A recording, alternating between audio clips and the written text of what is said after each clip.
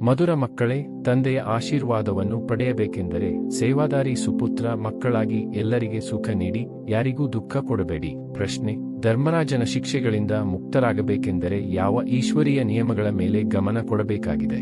ಉತ್ತರ: ಈಶ್ವರನ ಮುಂದೆ ಪ್ರತಿಜ್ಞೆ ಮಾಡಿದ ಮೇಲೆ ಮತ್ತೆಂದಿಗೂ ಅದರ ಉಲ್ಲಂಘನೆ ಮಾಡಬಾರದು. ಯಾರಿಗೂ ದುಃಖ ಕೊಡಬಾರದು. ಕ್ರೋಧ ಮಾಡುವುದು, ತೊಂದರೆ ಕೊಡುವುದು, ಇಂತಹ ಯಾವ ಚಲನೆಯಿಂದ ಈಶ್ವರನ ಹೆಸರು ಕೆಡುವುದೋ ಅಂತಹ ಕರ್ಮ ಮಾಡುವವರು ಬಹಳ ಶಿಕ್ಷೆಗಳನ್ನು ಅನುಭವಿಸಬೇಕಾಗುತ್ತದೆ. ಆದ್ದರಿಂದ ಇಂತಹ ಯಾವುದೇ ಕರ್ಮ ಮಾಡಬಾರದು. ಮಾಯೆಯ ಬಿರುಗಾಳಿ ಎಷ್ಟಾದರೂ ಬರಲಿ, ರೋಗವೇ ಹೆಚ್ಚಾಗಲಿ, ಆದರೆ ಬುದ್ಧಿಯಿಂದ ಸರಿತಪ್ಪಿನ ನಿರ್ಣಯ ಮಾಡಿ ತಪ್ಪು ಕರ್ಮದಿಂದ ಸದಾ ದೂರವಿರಿ. ಗೀತೆ: ನನ್ನ ಮನದ ಬಾಗಿಲಿನಲ್ಲಿ ಬಂದವರು ಯಾರು?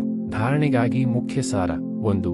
ಈಶ್ವರನ ಮಗುವಾದ ನಂತರ ಅವರ ಆಜ್ಞೆಯ ಉಲ್ಲಂಘನೆ ಮಾಡಬಾರದು. ಈ ಕರ್ಮೇಂದ್ರಿಯಗಳಿಂದ ಯಾವುದೇ ಕೆಟ್ಟ ಕರ್ಮ ಮಾಡಬಾರದು. ಉಲ್ಟಾ ಸುಲ್ಟಾ ಮಾತನಾಡಬಾರದು. ಸುಪುತ್ರರಾಗಿ ತಂದೆಯ ಆಶೀರ್ವಾದಗಳನ್ನು ಪಡೆಯಬೇಕಾಗಿದೆ. 2. ಟ್ರಸ್ಟಿಯಾಗಿ ತಮ್ಮ ಗೃಹಸ್ಥ ವ್ಯವಹಾರವನ್ನು ಸಂಪಾಲನೆ ಮಾಡಬೇಕಾಗಿದೆ. ಜ್ಞಾನ ಮಾರ್ಗದ ಕಾಯ್ದೆಗಳ ಅನುಸಾರ ಪೂರ್ಣ ರೀತಿಯಿಂದ ನಡೆಯಬೇಕಾಗಿದೆ. ಸರಿ ಮತ್ತು ತಪ್ಪನ್ನು ತಿಳಿದುಕೊಂಡು ಮಾಯೆಯಿಂದ ಎಚ್ಚರವಾಗಿರಬೇಕಾಗಿದೆ. ವರದಾನ: ಚಡಪಡಿಸುತ್ತಿರುವ ಬಿಕಾರಿ, ಬಾಯಾರಿರುವ ಆತ್ಮರ ಬಾಯಾರಿಕೆ ನೀಗಿಸುವಂತಹ ಸರ್ವ ಖಜಾನೆಗಳಿಂದ ಸಂಪನ್ನ ಭವ.